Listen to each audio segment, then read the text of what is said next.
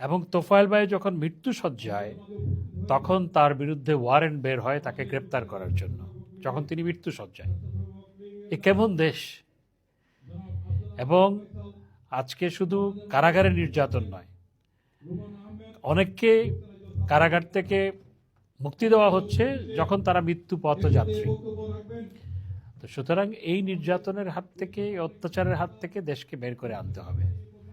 Doctor ইউনূসের যে নির্যাতন, অত্যাচার, আমরা আশা করেছিলাম নির্বাচনের পর, নতুন সরকার গঠিত হওয়ার পর আমরা আশা করেছিলাম সেটি বন্ধ হবে, কিন্তু সেটি বন্ধ হয়নি, সেটি এখনও অব্যাহত আছে। আমার ভাবতে অবাক লাগে যে জয় বাংলা স্লোগান দিলে গ্রেপ্তার করা হয়। আমার ভাবতে অবাক লাগে যে জানাজা থেকেও মানুষকে গ্রেপ্তার করা হয়। তোফায়েল ভাইয়ের জানাজার পরে আজকে অনেককে গ্রেপ্তার করা হয়েছে। এগুলো বাংলাদেশে কখনো ছিল না, এগুলো সোমালিয়ার জঙ্গলেও নাই, কিন্তু বাংলাদেশে এগুলো হচ্ছে।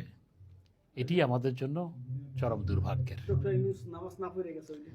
হ্যাঁ, এবং ডক্টর ইউনূস তিনি একজন ইসলাম অবমাননাকারী, রসুল অবমাননাকারী।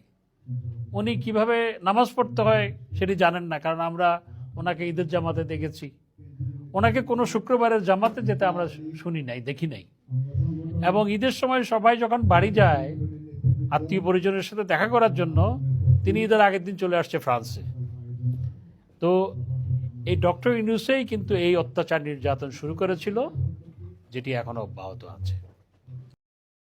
একটা কথা মনে রাখবেন, পরের চালে ঢেল মারলে নিজের চালেও পড়ে।